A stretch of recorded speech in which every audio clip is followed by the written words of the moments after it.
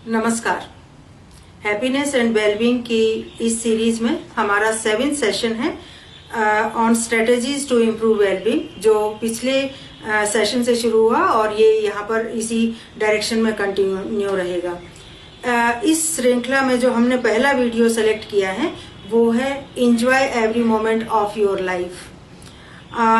ये हमारे लिए बहुत इम्पोर्टेंट पॉइंट है कि हम लाइफ का हर स्टेप, हर दिन, हर एक्टिविटी को एंजॉय करें, बजाय कि ये सोचें कि कोई एक डेस्टिनेशन है, किसी दिन हमें खुशी मिलेगी। और लकीली इस वीडियो में इस बात को बहुत आसानी से फूलों का एग्जाम्पल देते हुए समझाया गया है, जो हिमेश मोटिवेशनल स्पीकर हैं और इन्होंने बहुत ही इफेक्टिव ढंग से इस बात को समझाया है। साइकोलॉजी में भी ये माना जाता है कि हैप्पीनेस कोई एक फाइनल लक्ष्य नहीं है या अंतिम लक्ष्य नहीं है या डेस्टिनेशन नहीं है हमारी लाइफ का, बल्कि एक डायरेक्शन है जो अपने लिए ट्रेवल करने के लिए चुनी हुई होती है। आशा है आपको ये वीडियो पसंद आएगा।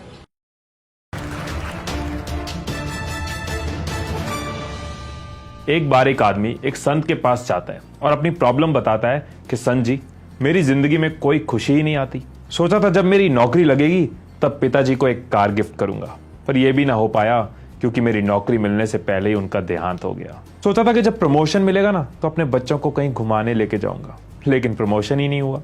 ऐसी और भी बहुत सी ऐसी खुशियां थी जिनके लिए मैं इंतजार करता रह गया, लेकिन मुझे वो कभी मिली नहीं। मुझे समझ सी नहीं आती कि क्या मुझे कभी खुशियां मिलेंगी भी या नहीं। संत उठे और उस आदमी को पास वाले गार्डन में लेके गए, जहां एक लाइन में बहुत से गुलाब के फूल लगे हुए थे। उन्होंने उस आदमी को कहा कि एक काम करो, लाइन से ये फूल देखते जाओ और जो सबसे सुंदर फूल लगे उसको तोड़ लेना।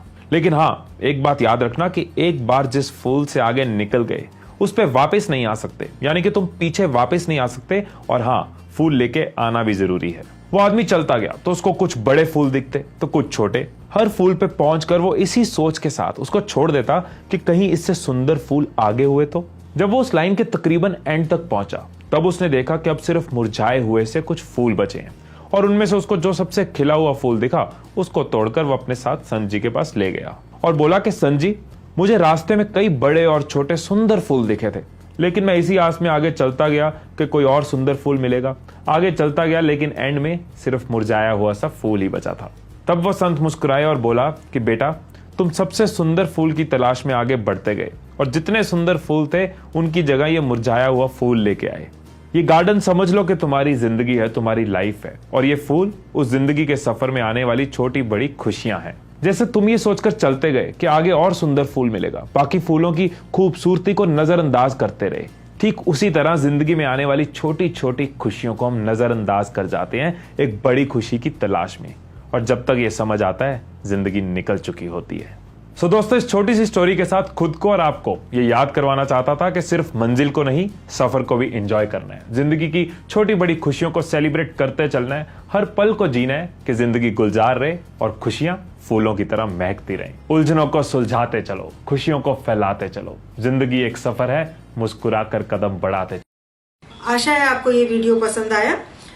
इस श्रृंखला में जो हमने अगला वीडियो लिया है वो ईशा फाउंडेशन सदगुरु जी की वीडियो सीरीज से लिया गया है, और इन्होंने बहुत अच्छे ढंग से हमें समझाया है कि जो वेलबींग या हैप्पीनेस या हमारी खुशहाली है उसकी चाबी आमतौर पर हम दूसरों की पॉकेट में रखते हैं, क्योंकि दूसरे लोग जैसा हमारे साथ व्यवहार करते हैं हम उसको बड़ी आसानी से ट्रिगर्ड होने देते हैं। जैसे किसी ने अगर हमारे साथ एग्रेसिव व्यवहार किया, हम भी एग्रेसिव हो गए। किसी ने अगर हमें एंग्सियस, डिप्रेस्ड और टेंशन ओरिएंटेड बिहेव किया तो हम भी ज्यादा हमें चिंता हो गई, ज्यादा डिप्रेस्ड हो गए, ज्यादा हम तनाव में आ गए। तो अगर हम दूसरों के व्यवहार अनुसार अपनी रिएक्शन देते हैं तो कहीं ना कहीं इसका मतलब ये हुआ कि हमारी खुशी या हमारी नाखुशी की चाबी हमने दूसरों के पॉकेट में डाल दी है। यानी और आगे ये हमें समझाते हैं कि जब हम बाहरी कोई भी अगर हमारी एक्टिविटीज को कंट्रोल करने की कोशिश करता है कि आपको ऐसा खाना खाना चाहिए, आपको ऐसे कपड़े पहनने चाहिए, आपको इस तरह से रहना चाहिए, तो हम एकदम से रिबेलियस हो जाते हैं, एकदम से हम रिएक्शन देते हैं। लेकिन जाने अनजाने में हम नहीं समझते कि दूसरे लोग हमारे व्यवहार को कैसे प्रभावित कर रहे हैं और कैसे वो मनचाहा व्यवहार हम में ट्रिगर करने की क्षमता रखते हैं। इसी पॉइंट को आगे बढ़ाते हुए इन्होंने हमें समझाया है कि दुख और सुख, आनंद और पीड़ा, ये सब हमारे अंदर पैदा होते हैं, ना कि बाहर। और अगर ये हमारे अंदर पैदा होते हैं तो ये हमसे पूछते हैं कि ये फिर किसे डिसाइड करना चाहिए कि ये हमें सुख चाहिए, हमें आनंद चाहिए, या हम दुख और पीड़ा लेना चाहेंगे। ये बताते हैं कि ऐसा तब होता है जब हम अपनी दिनचर्या को, अपनी समझ को ढीला छोड़ देते हैं। उस टाइम पर दूसरे लोग या माहौल हम पर हावी होने लगता है और उसके कारण हम अनकॉन्शियसली उन सब चीजों को फॉलो करते चले जाते हैं, बेहोशी की हालत में, मतलब अपनी लाइफ के साथ कॉन्शियसली इन्वॉल्व हुए बगैर।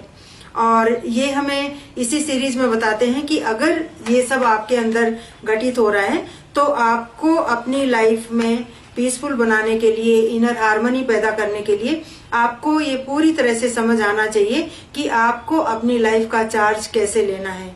कैसे ये समझना है कि जो भी तरह की भावनाएं या सोच पैदा हो रही हैं वो हमारे अंदर हो रही हैं, और अगर ये सब अंदर हो रही हैं तो हमें इसकी समझ होनी चाहिए कि, और हम इतने सक्षम होने चाहिए कि हाँ, जैसे हमें विचार चाहिए, जैसी हमें भावनाएं चाहिए, वो हम सब पैदा कर पाएं।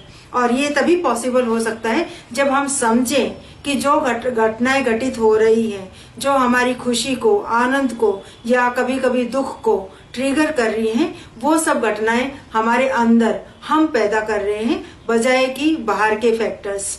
तो अगर आप इसे जो वेस्टर्न स्टडीज हैं या उनके मैसेज हैं वहां से, और हमारा जो एक इंडियन समझ, इंडियन जो पर्सपेक्टिव, इंडियन जो रिलीजियोसिटी और स्पिरिचुअलिटी, वो कैसे एक दूसरे के साथ कनेक्टेड हैं, वो यहाँ पॉइंट बहुत अच्छे से क्लियर होता है। क्योंकि उन वीडियोस में भी हमने ये बात करी कि 90% हमारे अपने हाथ में है कि हम किसी व्यवहार की या किसी घटना की क्या इंटरप्रिटेशन ले रहे हैं, और 10% सिर्फ एनवायरमेंटल फैक्टर्स का रोल है। ठीक ऐसे ही यहाँ इस वीडियो में भी इस बात पर ज्यादा फोकस करा गया है कि जो कुछ भी घटना घटित हो रही है वो हमारे अंदर हो रही है, और अगर हमारे अंदर हो रही है तो उसकी चाबी भी हमारे पास होनी चाहिए, दूसरों के पास नहीं। और क्योंकि हमारी ये समझ नहीं है, इसलिए शायद कभी कभी हम नहीं समझ पाते कि कैसे दूसरे लोग या दूसरी घटनाएं हमारी लाइफ में इतनी हावी हो जाती हैं कि उसके अनुसार ही हम खुश और नाखुश होने लगते हैं। ये वीडियो देखिए, आपको ये बहुत पसंद आएगा और इसे समझिए ध्यान से।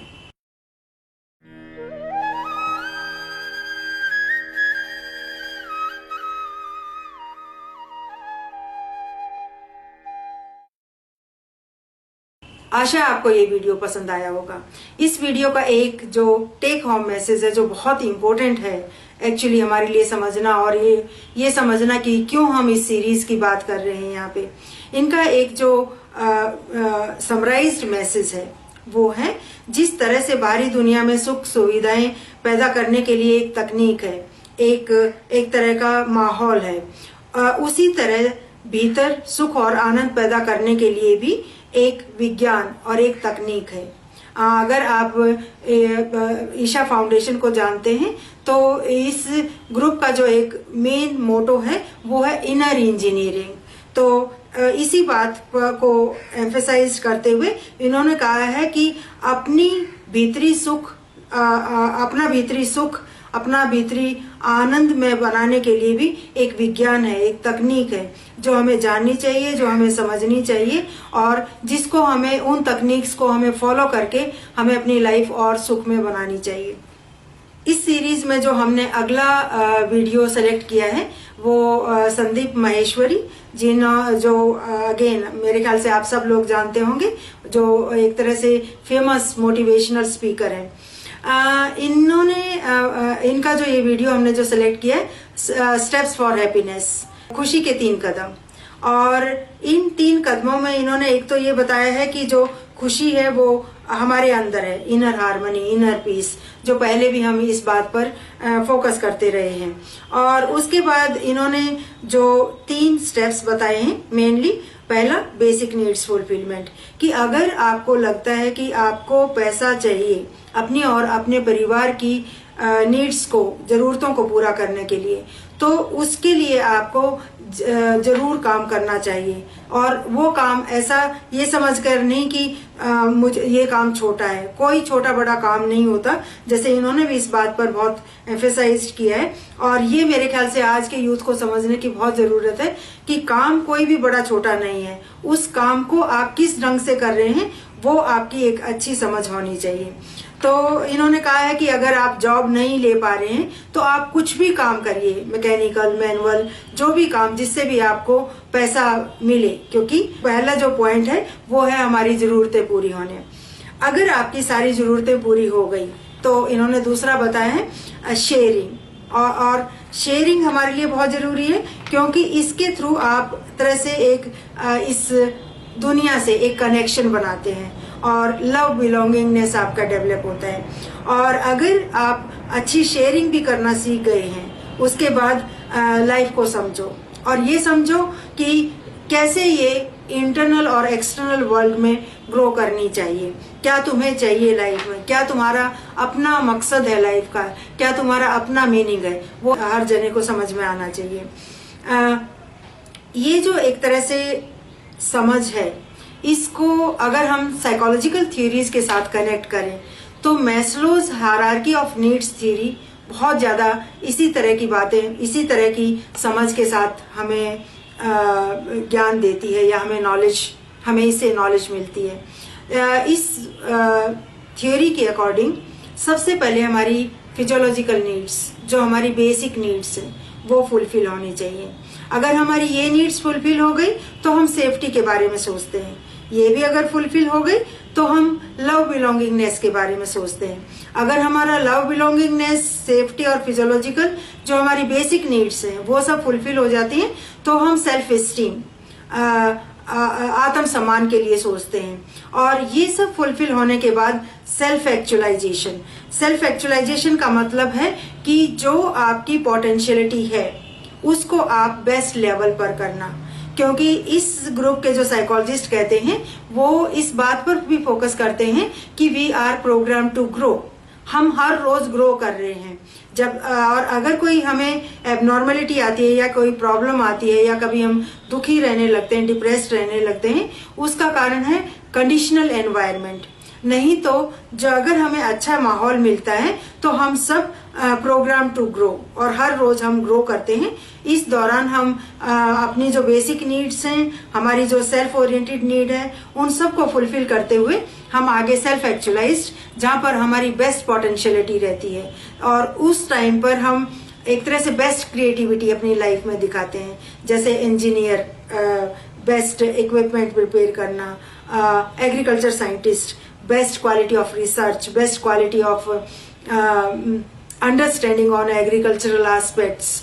अगर कोई स्पिरिचुअलिटी लाइन में चल रहा है तो बेस्ट एक्सपीरियंस अपनी लाइफ में या best understanding about spirituality create करना। और ये हमारी एक तरह से, इस तरह से हमारी जर्नी जाती है।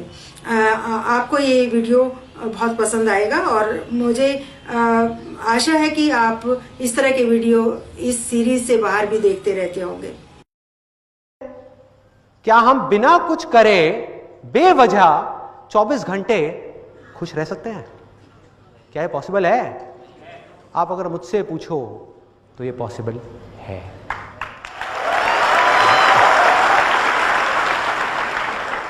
और तब पता है क्या होगा? छोटा सा फर्क क्या आएगा आपकी लाइफ में? छोटा सा फर्क है बहुत। पूरी की पूरी जो दुनिया है वो काम कर रही है खुश होने के लिए, क्योंकि उस काम से कुछ मिलेगा, चाहे वो नेम हो, फेम हो, मनी हो, कुछ भी हो, वो मिलेगा, जिससे उनको ये भ्रम हो गया है कि उनको खुशी मिलेगी। जहां पर खुशी है ही नहीं। काम तो आप भी करोगे लेकिन खुश होने के लिए नहीं, क्योंकि चाहे आप काम करो या ना करो, वो खुशी की स्टेट तो अंदर बनी हुई है 24 घंटे के लिए। चाहे आपकी जिंदगी में सुख है दुख है, वो खुशी चलती जा रही है। तो सवाल यह है कि आप काम करोगे क्यों? आप काम करोगे अपनी उस खुशी को, उस प्यार को जो अंदर भरा हुआ है, अंदर तक पूरे तरीके से भरे हुए हो, उसको एक्सप्रेस करने।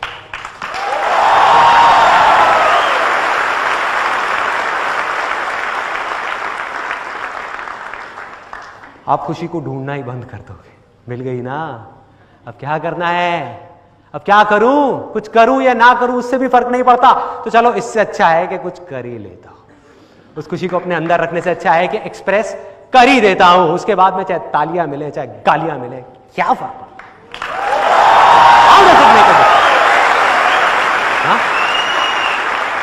Not make a difference. Success मिलता है, फेलियर मिलता है, क्या फर्क पड़ता है? पैसा आता है जाता है, क्या फर्क पड़ता है? पिछले हजारों लाखों करोड़ों सालों में देख लो, मेरे को एक भी ऐसा इंसान दिखा दो जिसने कुछ पैसा कमाया हो या कोई चीज बनाई हो और अभी भी वो जिंदा हो। चाहे वो चीज हो चाहे वो इंसान हो। अरे भाई, ना तो चीज रहती है ना इंसान रहता है, ना ये बॉडी रहती है, तो क्या रह जाता है एंड में? उसको जानना है। लेकिन उसके लिए स्टेप्स हैं, जल्दीबाजी नहीं करनी, आपको अभी उसमें नहीं निकलना। तो अगर मैं वो 3 स्टेप्स बताऊं तो वो क्या है? आप में से कितने लोग ऐसे हैं जो इस टाइम पे लाइफ में कंफ्यूज हैं, जिनको ये नहीं समझ आ रहा कि मैं क्या करूं? लाइफ में प्रॉब्लम्स हैं, पैसा चाहिए अपना घर का खर्चा चलाने के लिए, अपनी फैमिली को सपोर्ट करने के लिए, लेकिन समझ ही नहीं आ रहा कि वो पैसा कैसे कमाएं, क्या करें? कितने लोग हैं? बहुत सारे लोग हैं। तो आपके लिए ये रास्ता नहीं है जिसकी मैं अभी बात कर रहा हूं। भूल जाओ कॉजलेस हैप्पीनेस को, आपको मिल ही नहीं सकती जब तक कि अपनी उन फैमिली की जरूरतों को आप पूरा नहीं करोगे। तो आपकी स्टेज के अकॉर्डिंग अगर मैं होऊंगा तो मुझे क्या करना चाहिए? मैं काम करूंगा, कोई भी काम, कैसा भी काम। अगर जॉब नहीं मिल रही, 10 जगह गया, जॉब नहीं मिली, 100 जगह जाऊंगा, 1000 जगह जाऊंगा, 5000 जगह जाऊंगा, जॉब मिली नहीं रही, अरे कोई बात नहीं, एक चाय बेचने की दुकान लगा लूंगा, खाली नहीं बैठूंगा, खाली नहीं बैठूंगा किसी भी हालत में। यह है पहली स्टेज। आपको समझना है कि आप कौन सी स्टेज में हैं। कि अगर आपकी फाइनेंशियल प्रॉब्लम्स हैं लाइफ में, तो ये स्पिरिचुअलिटी और ये सारी बातें बकवास हैं। ये सब बातें तब काम की जब पेट भरा हुआ हो, कि आपके पास कम से कम इतना पैसा हो कि आपकी बेसिक जरूरतें पूरी हो रही हैं लाइफ की। घर में सब लोग रो रहे हैं, सब परेशान हैं, बच्चों की फीस देने के लिए पैसे नहीं है, और आप बात कर रहे हो स्पिरिचुअलिटी की, मेडिटेशन की। सब बकवास है, बकवास है मेरे भाई। इन चक्करों में मत पड़ जाना अभी से। तो पहला स्टेज क्या है जो मैंने आपको बताया? काम करो। अरे जो सोए हुए हो, डरे हुए हो, बैठे हुए हो, उठो, खड़े हो, आगे बढ़ो, जो करना है करो। कोई काम छोटा या बड़ा नहीं होता। ऑटो चलाना पड़ रहा है, टैक्सी चलानी पड़ रही है, चलाओ ना, क्या बुराई है? खाली क्यों बैठना है? मेरे पास में तो डिग्री है, मैं ये काम कैसे कर लूं? डिग्री का अचार डालो, डिग्री को फाड़ो, उसका अचार बनाओ, खा जाओ और ऑटो चलाओ। अगर कहीं काम नहीं मिल रहा तो भूल जाओ उस डिग्री को, वो पास था। अगर कुछ नहीं हो रहा तो ये है पहली स्टेज। अब है दूसरी स्टेज, कि अगर आपके पास में उतना मिल गया है जितना आपको चाहिए और उससे थोड़ा सा ज्यादा है, तो उसको शेयर करना शुरू कर दो। जब तक ये नहीं करोगे, खुशी जिसकी मैं बात कर रहा हूं, जिस स्टेट की मैं बात कर रहा हूं, उसके आसपास जाना तो दूर, उसको कभी उसकी झलक भी नहीं देख पाओगे। पता ही नहीं होगा खुशी है क्या। बस एक, जैसे एक बड़ा सा जाइंट व्हील होता है ना, उसमें घूमते रहेंगे। कभी कोई आप लोग जाइंट व्हील में बैठे हो? एक बड़े से जाइंट व्हील में क्या होता है? जब नीचे जा रहा होता है वो और ऊपर जा रहा, हा हा हा हा हा,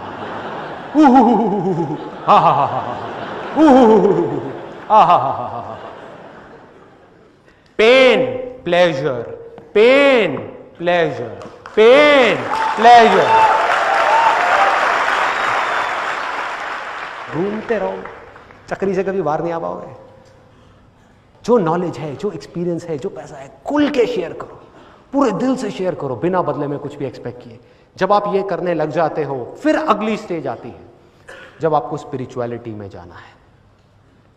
और मेडिटेशन करनी नहीं है, मतलब कि ध्यान करना नहीं है, ध्यान देना है, उसको बोलते हैं रियल मेडिटेशन। ध्यान दो। और मेडिटेशन सिर्फ बैठ करके 20 मिनट मेडिटेशन करने का नाम नहीं है, लाइफ में ऑब्जर्व करो। जो काम आप करना चाहते हो, जब उसमें एक्सीलेंस को अचीव कर गए तो लाइफ को ऑब्जर्व करो। देखो कि लोग दुखी क्यों हो रहे हैं, जड़ क्या है। गहराई से लाइफ को समझना है, और जब वो समझ आता चला गया तो आप स्थिर हो जाओगे, फिर कोई फर्क नहीं पड़ेगा। सारा डर खत्म, सारा लालच खत्म, आजाद, पूरी तरह से आजाद, एब्सोल्यूट फियरलेसनेस, किसी चीज का कोई डर नहीं, चाहे वो कोई इमेजिनेशन हो हमारे अंदर या बाहर कोई चीज, कोई डर नहीं, चाहे कोई आए या जाए, कोई डर नहीं। और वो स्टेट क्या है, कबीर का मैं एक दोहा आप लोगों को बोलूंगा, कमाल का है ये। एटलीस्ट ये बातें आपके अंदर तो जा रही है ना। अभी आप जिस भी स्टेज में हो, अभी तो फिलहाल वो काम करना है, फिर और आगे बढ़ना है, फिर और आगे, फिर और आगे, फिर और आगे, कभी ना कभी तो यहां पहुंचना है ना। तो जब आप वहां पहुंचोगे, या आप में से ऑलरेडी बहुत सारे ऐसे लोग होंगे जो पैसे की और अपनी बेसिक नेसेसिटी से ऊपर उठ चुके हैं। ऐसे कितने लोग हैं, बहुत सारे लोग हैं। तो अब क्या चीज आपको रोक रही है आगे बढ़ने से, अपने अंदर जाने से, इस जिंदगी को समझने से? कुछ नहीं। तो वो स्टेट क्या होगी, कैसी होगी? एग्जैक्ट इस 2 लाइनों में वो स्टेट को डिस्क्राइब किया गया है जो कबीर ने एक्सपीरियंस किया था, जो सबने एक्सपीरियंस किया, जो भी उस स्टेट में पहुंचे। चाह गई, चिंता मिटी, हर तरह की चाह गई, कोई चाह नहीं है। चिंता मिटी, कोई चिंता नहीं। मनवा बेपरवाह, मन बिल्कुल बेपरवाह है, उड़ रहा है आसमान पंछी की तरह। जिसको कछु ना चाहिए, मतलब जिसको कुछ ना चाहिए, वो ही शाहनशाह।